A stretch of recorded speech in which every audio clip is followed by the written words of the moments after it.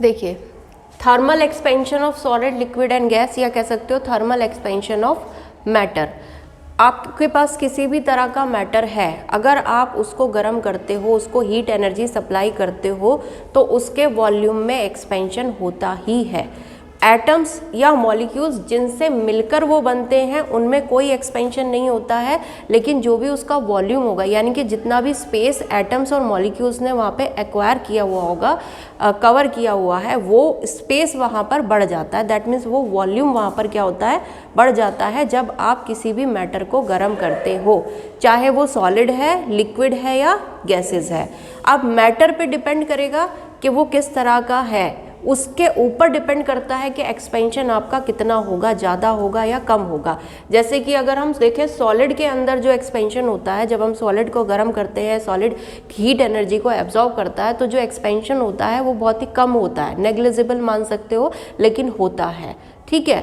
और लिक्विड के अंदर अगर आप देखो तो सॉलिड के कंपैरिजन में ज़्यादा एक्सपेंशन होता है। और अगर आप गैसेस के अंदर देखते हो तो यहाँ पर जो एक्सपेंशन होता है वो सॉलिड और लिक्विड के कंपैरिजन में बहुत ज़्यादा होता है, क्योंकि आपको पता है सॉलिड में क्या है, जो मॉलिक्यूल्स हैं उनके बीच में जो फोर्स लग रही है, जो इंटरमॉलिक्यूलर फोर्स है, बहुत स्ट्रॉन्ग होती है, ठीक है। और मॉलिक्यूल्स अपनी उस पोजीशन को नहीं छोड़ते हैं। सिर्फ क्या होगा, अगर आप हीट एनर्जी दे भी रहे हो तो वहाँ पर क्या होगा, उसके अंदर जो वाइब्रेशन है, जो कंपन है, उसका एम्पलीट्यूड बढ़ जाएगा। यानी कि एक एम्पलीट्यूड बढ़ने से क्या होगा कि जो अब वहाँ पर एक डिस्टर्बेंस हो जाएगा, जो उसका एम्पलीट्यूड था, मान लीजिए पहले क्या था, कोई भी पार्टिकल इतने एम्पलीट्यूड से क्या कर रहा है, आयाम से, एम्पलीट्यूड आयाम क्या होता है, कोई भी पार्टिकल जब कंपन करता है तो वो अपनी इक्विलिब्रियम पोजीशन से मैक्सिमम कितनी दूरी तक जाएगा एक साइड में, वो उसका एम्पलीट्यूड होता है। यानी कि अगर हम यहाँ पर इक्विलिब्रियम पोजीशन मान रहे हैं और ये यहाँ तक जा रहा है, तो ये जो डिस्टेंस है इसी को हम क्या कहते हैं, एम्पलीट्यूड कहते हैं।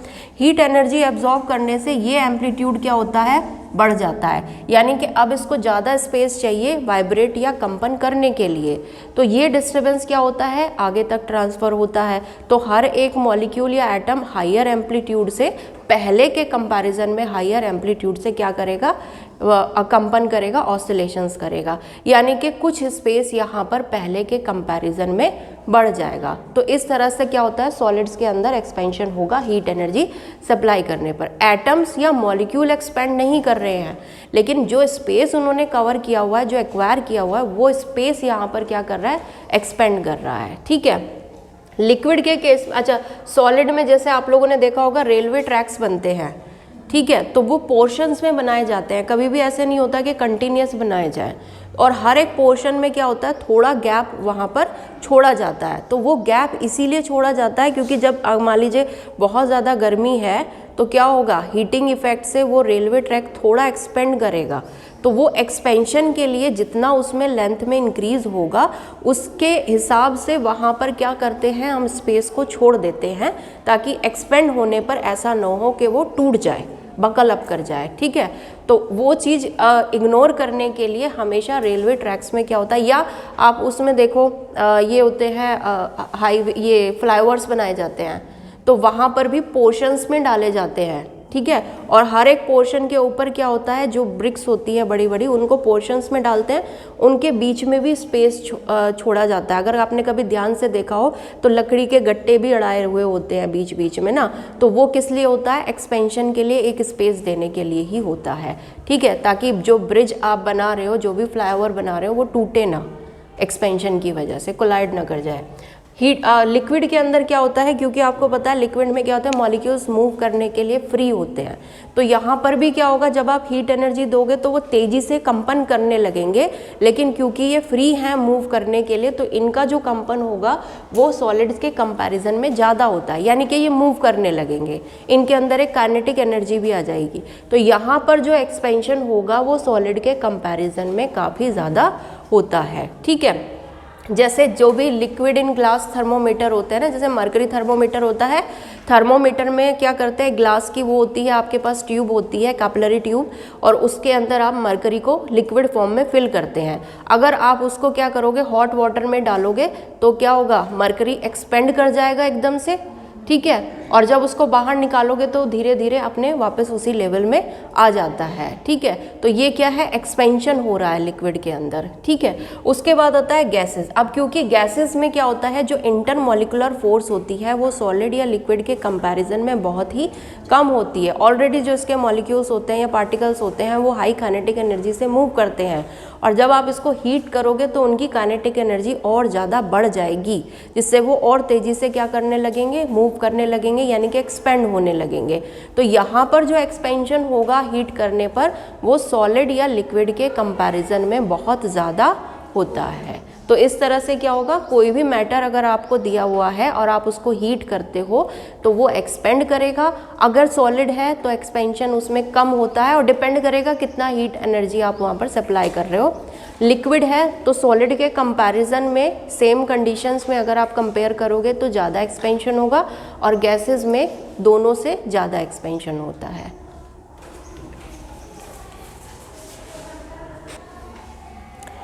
देखिए, अभी आपने क्या देखा कि कोई भी मैटर है अगर हम उसको गर्म करते हैं तो उसका एक्सपेंशन होता है, चाहे वो सॉलिड है, लिक्विड है या गैस है। ठीक है, अब अगर हम सॉलिड के केसेस कंसिडर करते हैं तो सॉलिड में 3 तरह से एक्सपेंशन को हम पढ़ सकते हैं। पहला होता है लीनियर एक्सपेंशन। अगर हीटिंग देने पर उसको हीट एनर्जी प्रोवाइड करने पर मेटल के लेंथ में इंक्रीज हो रहा है, या कह सकते हो मान लीजिए हमने कोई भी रोड ले ली है और इस रोड को जब आप गर्म कर रहे हो तो उसकी लेंथ क्या कर रही है, एक्सपेंड कर रही है, जिसमें हमने इसकी जो चौड़ाई है, जो ब्रेथ है, उसको नेग्लिजिबल मान लिया है। ठीक है, सिर्फ लेंथ को कंसिडर कर रहे हैं। तो अगर लंबाई में वृद्धि हो रही है, इंक्रीज किस में हो रहा है, हीट करने पर लेंथ में, तो इसको हम कहते हैं लीनियर एक्सपेंशन। ठीक है, उसके बाद होता है एक सुपरफिशियल या सरफेस एक्सपेंशन। अगर किसी भी मेटल को हीट करने पर, या आप कह सकते हो कि आपके पास कोई शीट दी है मेटल की और आप उसको हीट कर रहे हो, तो उसके सरफेस एरिया में क्या होगा, इंक्रीज होगा। तो वहाँ पर जो भी इंक्रीमेंट हो रहा है उसको आप क्या कहते हो, सुपरफिशियल या सरफेस एक्सपेंशन कहते हैं। ठीक है, और अगर किसी मेटल को हीट करने पर उसका वॉल्यूम बढ़ रहा है तो वॉल्यूम एक्सपेंशन होता है। अब इन तीनों तरह के एक्सपेंशन के कोफिशिएंट, गुणांक आप लोग निकालोगे। ठीक है, पहला आपका क्या है, लीनियर एक्सपेंशन। ठीक है, हमने मान लिया कोई भी मेटल की एक रॉड है आपके पास जिसकी लंबाई कितनी है, कैपिटल L है, और यहाँ पर इसका टेम्परेचर कितना था, T1। जब आपने इसको हीट किया तो टेम्परेचर बढ़ के कितना हो गया, T2, यानी कि ये जो टेम्परेचर का डिफरेंस हो गया डेल्टा T, ये इक्वल हो गया T2 माइनस T1 के। ठीक है, अब इतनी हीट एनर्जी यानी कि इतना टेम्परेचर बढ़ाने पर जो लंबाई में वृद्धि हुई है वो कितनी ले ली आपने, डेल्टा L, और जो एक्चुअल अब लंबाई हो गई है वो कितनी है, L डैश, या कह सकते हो डेल्टा L जो इंक्रीज हुआ है लेंथ में वो L डैश माइनस L के बराबर हो गया है। ठीक है, तो यहाँ पर क्या देखने को मिला था कि जो भी ये लंबाई में वृद्धि हो रही है ये डायरेक्टली डिपेंड कर रही है जिस रोड को आप हीट दे रहे हो उसकी एक्चुअल लंबाई पे, यानी कि ओरिजिनली उसकी कितनी लेंथ थी और कितना टेम्परेचर डिफरेंस यहाँ आया है हीट एनर्जी सप्लाई करने के बाद। That means delta L is proportional to L into delta T। तो अब यहाँ पर हम एक कांस्टेंट इंट्रोड्यूस करेंगे प्रोपोर्शनैलिटी को हटाने के लिए। तो delta L is equals to हो जाएगा alpha L into delta T। यहाँ पर जो अल्फा है इसी को हम क्या कहते हैं, कोफिशिएंट ऑफ लीनियर एक्सपेंशन।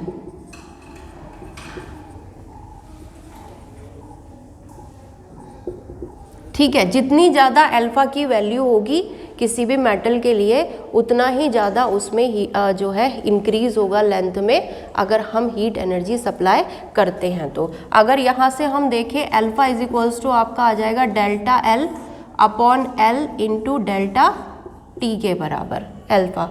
ठीक है, डेल्टा L क्या है, इंक्रीज इन लेंथ, L क्या है, ओरिजिनल लेंथ, डेल्टा T क्या है, टेम्परेचर डिफरेंस। ठीक है, अब L और L ये तो दोनों क्या है, लेंथ है, तो दोनों की यूनिट्स कैंसिल हो जाएगी। तो अगर हम अल्फा की यूनिट यहाँ पर देखते हैं, SI यूनिट देख लो या एक सिंपल यूनिट आप कह सकते हो, तो वो कितनी हो जाएगी, पर डिग्री सेल्सियस या कह सकते हो पर केल्विन। क्योंकि टेम्परेचर में रह गया यहाँ पर, ठीक है। तो या कह सकते हो इसकी यूनिट प्रोपोर्शनल है 1 टेम्परेचर के, तो यहाँ पर इसकी जो यूनिट हो गई वो पर डिग्री सेल्सियस या पर केल्विन होती है। दूसरी चीज़, आप इसको कैसे एक्सप्लेन करोगे, अगर आपके पास जो रोड है उसकी लंबाई 1 मीटर यानी कि एक यूनिट हो जाए और डेल्टा टी जो भी टेम्परेचर में चेंज आ रहा है वो 1 केल्विन हो जाता है, तो अल्फ़ा की वैल्यू डायरेक्टली इक्वल हो जाएगी किसके, डेल्टा एल के। यानी कि alpha coefficient of linear expansion actual में होता क्या है कि अगर किसी भी मेटल रोड जिसकी लंबाई कितनी है 1 मीटर की लेंथ है, उसको हीट करने पे उसके टेम्परेचर में 1 केल्विन या 1 डिग्री सेल्सियस का डिफरेंस आ रहा है, एक यूनिट डिफरेंस आ रहा है, तो वहाँ पर जो भी लंबाई में वृद्धि होगी, जो भी इंक्रीज होगा लेंथ में, उसी को आप क्या कहते हो, कोफिशिएंट ऑफ लीनियर एक्सपेंशन कहते हो, ठीक है।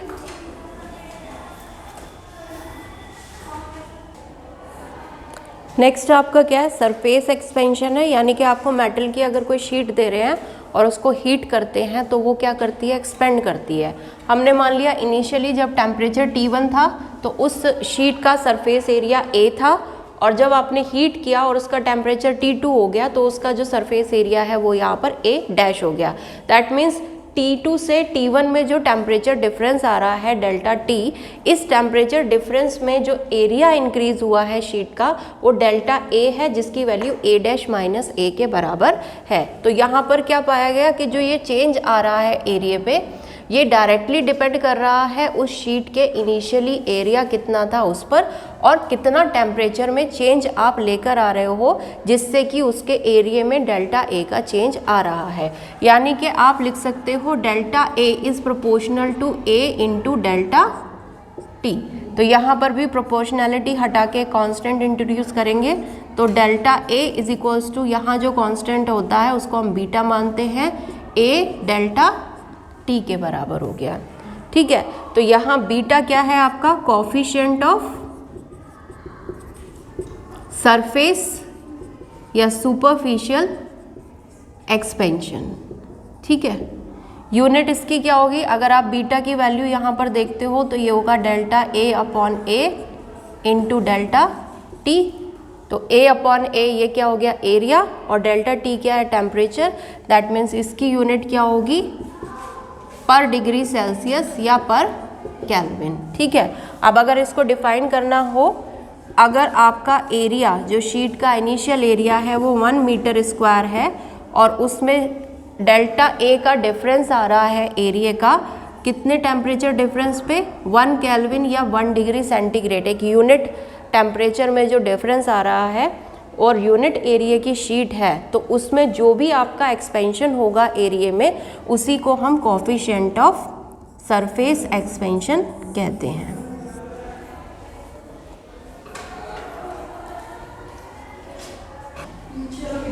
नेक्स्ट आता है आपका वॉल्यूम एक्सपेंशन, यानी कि अगर किसी भी मेटल को या किसी सॉलिड को आप हीट कर रहे हो और हीट करने पर उसके वॉल्यूम में चेंज आ रहा है, तो जो चेंज आया है उसको आप कैसे कैलकुलेट कर सकते हो।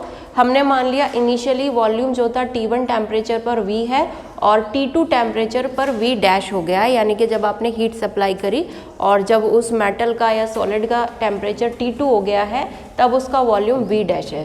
तो T1 से T2 टेम्परेचर बढ़ने पर, that means delta T temperature में चेंज आने पर वॉल्यूम में कितना चेंज हुआ, delta V is equals to V dash minus V। तो यहाँ क्या देखने को मिला कि ये जो चेंज था वो डायरेक्टली किस पर डिपेंड कर रहा है, इनिशियल वॉल्यूम पे, और कितना टेम्परेचर पर चेंज आया है इस पर डिपेंड कर रहा है। That means delta V is proportional to V into delta T, ठीक है। तो यहाँ पर भी हम क्या करेंगे, एक कोफिशिएंट इंट्रोड्यूस करेंगे, तो delta V is equals to, यहाँ पर जो कोफिशिएंट है उसको हम क्या कहते हैं, gamma V into delta T, ठीक है। और ये जो गामा है ये क्या है आपका वॉल्यूम एक्सपेंशन का कोफिशिएंट है, gamma is coefficient for volume expansion, ठीक है। अब यहाँ पर अगर आप गामा की वैल्यू देखोगे तो ये कितनी आ जाएगी, delta V upon V into delta T। V और V क्या है, वॉल्यूम है, तो इसकी यूनिट भी क्या होगी, पर डिग्री सेंटीग्रेड या पर केल्विन हो जाएगी। और अगर आपका इनिशियल वॉल्यूम 1 मीटर क्यूब यानी कि यूनिट हो जाता है, और उसके वॉल्यूम में जो डेल्टा वी का चेंज आ रहा है वो कब आ रहा है, जब आपके टेम्परेचर में 1 केल्विन या 1 डिग्री सेंटीग्रेड का क्या हो रहा है, टेम्परेचर राइज हो रहा है। तो यहाँ पर जो गामा होगा यानी कि जो कॉफिशिएंट होगा वॉल्यूम एक्सपेंशन का, वो चेंज इन वॉल्यूम के बराबर होता है। तो ये क्या हो गए, 3 तरह के कॉफिशिएंट हो गए, लीनियर एक्सपेंशन कॉफिशिएंट, सुपरफिशियल या सरफेस एक्सपेंशन कॉफिशिएंट और वॉल्यूम एक्सपेंशन कॉफिशिएंट। देखिए अल्फा बीटा और गामा में अगर आप रिलेशन निकालते हैं तो देखिए जब हमने सुपरफिशियल एक्सपेंशन देखा तो इनिशियली एरिया ए था और जो एक्सपेंशन हुआ एरिया में वो कितना हो गया, डेल्टा ए। यानी कि जो अगर आप एक्चुअल एरिया निकालोगे इसका एक्सपेंशन के बाद तो वो हो जाएगा ए प्लस डेल्टा ए, और जो लेंथ में इंक्रीज हुआ वो कितना हो गया, एल प्लस डेल्टा एल। अब आपको पता है एरिया आप कैसे निकालते हो, एल इंटू बी करके, अगर आप क्यूबॉइड उसको मान रहे हो, यानी कि हम आर्म का क्या कर सकते हैं, स्क्वायर कर दें, ठीक है। तो इसको आप क्या लिख सकते हो, L square plus delta L square plus 2l into delta L, ठीक है। अब डेल्टा एल क्या है, सॉलिड के केस में एक्सपेंशन बहुत कम होता है, तो डेल्टा एल क्या है, वो एक्सपेंशन है, और अगर हम इसका स्क्वायर करते हैं तो वो क्या होगा, और भी छोटा हो जाएगा। That means delta L square को हम क्या कर देंगे, यहाँ पर नेग्लेक्ट कर देंगे। तो ये आपका L square plus 2l into delta L ये बच जाएगा, जहाँ पर एल स्क्वायर की वैल्यू क्या होगी, एरिया के बराबर होगी, जो इनिशियली एरिया था, यानी कि ए प्लस डेल्टा ए। इसको आप क्या लिख सकते हो, A plus delta A is equals to L square को आपने लिख दिया A plus 2l into delta L. तो ये यहाँ पर क्या हो जाएगा, कैंसिल हो जाएगा, ठीक है। तो डेल्टा ए आपका इक्वल आ गया 2l इंटू डेल्टा एल के बराबर, ठीक है, ठीक है। अब यहाँ से आप देखो डेल्टा ए को आप क्या लिख सकते हो, beta A into delta T. तो ये हो गया beta into A into delta T into 2 into L into delta L को आप क्या लिख सकते हो, alpha L into delta T, alpha L into delta T. Delta T cancel हो जाएगा, फिर से L into L is L square, जो कि ए से क्या हो जाएगा, कैंसिल हो जाएगा। तो यहाँ पर आपके पास बीटा इज इक्वल्स टू बचेगा 2 इंटू एल्फा, यानी कि coefficient of surface expansion is equals to coefficient of linear expansion into 2, ठीक है। या कह सकते हो जो भी आपका कॉफिशिएंट होता है लीनियर एक्सपेंशन का, उसका ट्वाइस होता है कॉफिशिएंट ऑफ सरफेस एक्सपेंशन। और ये आप लोग उससे भी निकाल सकते हो जो आपको एरर्स इन मेजरमेंट में निकालने का तरीका बताया था, ठीक है। तो ये हो गया। उसके बाद दूसरी रिलेशन देखते हैं, इसमें यहाँ देख लेते हैं। अगर आप वॉल्यूम लिखोगे तो v प्लस डेल्टा वी लिखोगे, ठीक है, और ये इक्वल होगा L प्लस डेल्टा L के क्यूब के, ठीक है। अब L plus delta L cube को आप खोल लो यहाँ पर, तो आपके पास क्या आ जाएगा, L cube plus delta L का cube plus 3L square delta L और plus 3 delta L square delta L square into L, ठीक है। ये हो गया। अब इसमें देखो जो आपकी डेल्टा एल स्क्वायर या क्यूब वाली टर्म्स है उनको आप क्या कर सकते हो, नेग्लेक्ट कर सकते हो। तो ये वाली टर्म और ये वाली टर्म आपकी क्या हो गई, यहाँ से ख़त्म हो गई। एल क्यूब को आप क्या लिख सकते हो, वी प्लस डेल्टा वी, इसको आप वी लिख सकते हो जो इनिशियल आपका वॉल्यूम है, plus 3L square into delta L. यहाँ से v कैंसिल हो जाएगा। अब यहाँ पर अगर आप देखें डेल्टा v को आप क्या लिख सकते हो, gamma v into delta T लिख सकते हैं।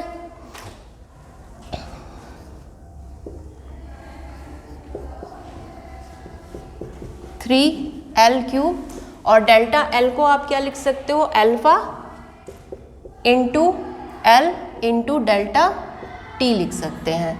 यहाँ एल आपका स्क्वायर है, हाँ एल स्क्वायर है यहाँ पर, तो एल स्क्वायर इंटू एल हो गया आपका एल क्यूब, जिसको आप क्या लिख सकते हो v, और v यहाँ पर क्या हो जाएगा कैंसिल, और डेल्टा टी भी यहाँ पर क्या हो जाएगा कैंसिल, यानी कि gamma is equals to 3 into alpha.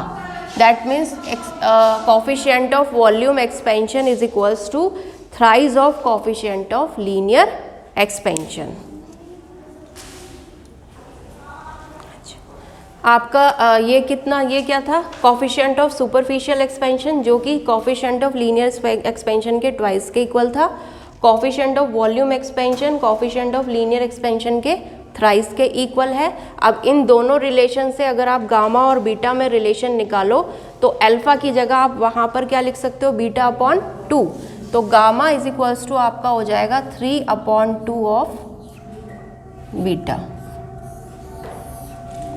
ठीक है, तो ये तीनों रिलेशन होती है तीनों कोफिशिएंट ऑफ लीनियर एक्सपेंशंस में। ठीक है।